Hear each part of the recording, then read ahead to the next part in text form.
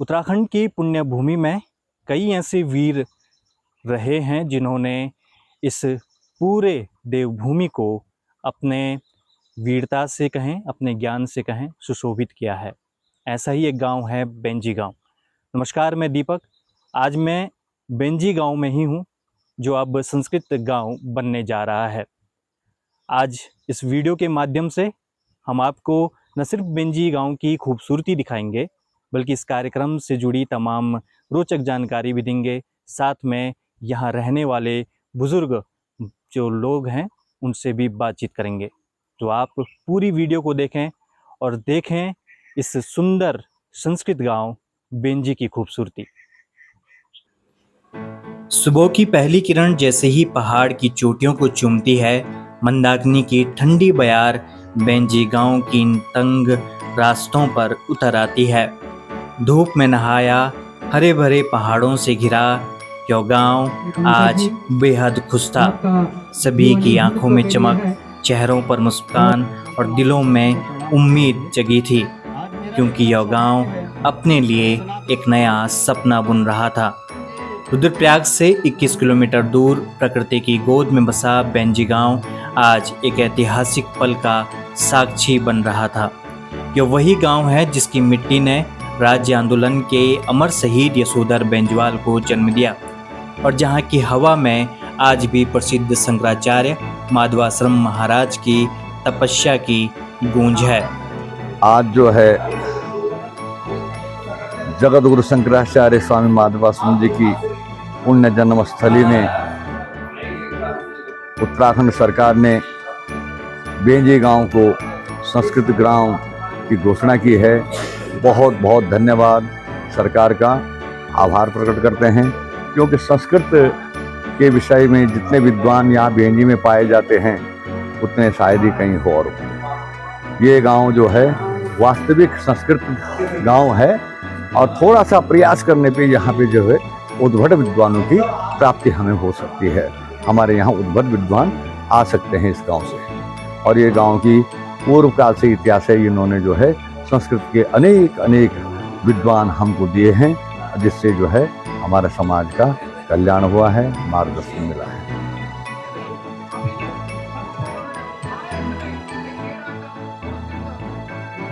सुबह 11 बजे बेंजी के चौपाल में वो क्षण आया जब इसे आधिकारिक रूप से संस्कृत ग्राम घोषित किया गया।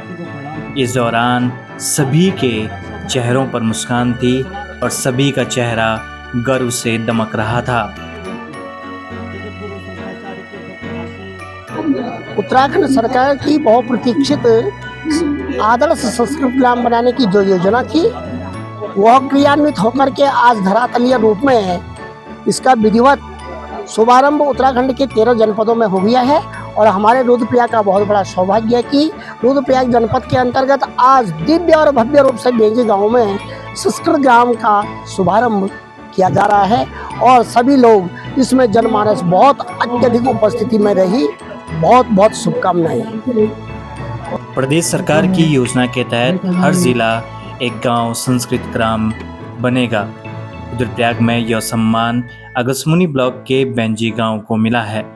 संस्कृत भाषा के प्रचार प्रसार के लिए एक संयोजक मंडल का गठन भी इस ग्राम में कर दिया गया है, जिसकी जिम्मेदारी एक स्थानीय शिक्षक प्रवीण बेंजवाल को सौंपी गई है।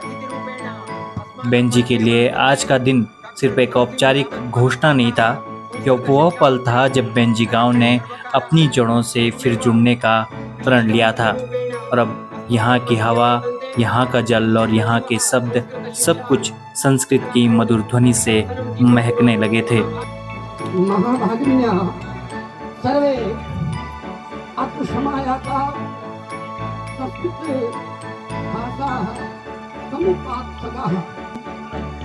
सबसे पहले मैं अपने समस्त ग्रामवासियों को, जो बेंजी ग्राम है, आज के दिन, इस ऐतिहासिक दिन के लिए बहुत बहुत आज उनको धन्यवाद देता हूँ। और इस प्रकार से जो हमारे जगत गुरु शंकराचार्य स्वामी श्री माधवाश्रम जी महाराज हैं, उनके पुण्य प्रताप से आज हमारा ये गांव संस्कृत ग्राम के रूप में घोषित हुआ है।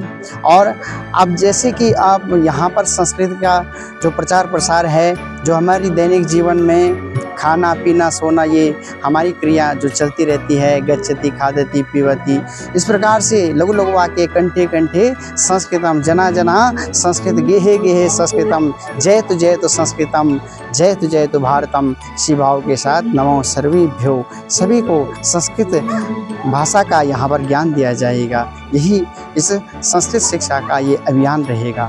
धन्यवाद। बहन जी की कहानी सिर्फ गर्व की नहीं है बल्कि संघर्ष की भी है। उत्तराखंड के कई अन्य गांवों की तरह यह भी पलायन की मार झेल चुका है। खाली होते आंगन, वीरान पगडंडियां और टूटते सपने, मगर आज इस ऐतिहासिक घोषणा ने गांव में नई उम्मीद जगा दी है।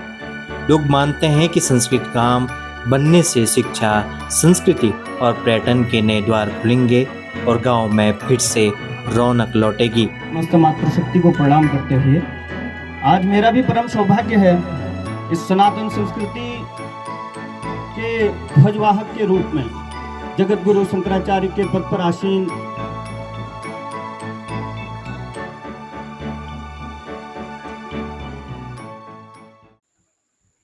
तो आपने बेंजी गांव को देखा, यहाँ के लोगों से भी हमने बातचीत की और संस्कृत गांव बनने के बाद बेंजी में क्या कार्यक्रम था वह भी आपने देखा।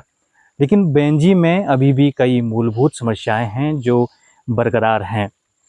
अब देखना यह होगा कि एक संस्कृत गांव बनने के बाद क्या बेंजी इन मूलभूत समस्याओं से निजात पाता है या नहीं। खैर, पलायन तो एक बड़ी समस्या है ही जिसका दंश सारा उत्तराखंड झेल रहा है और बेंजी भी उससे अछूता नहीं है।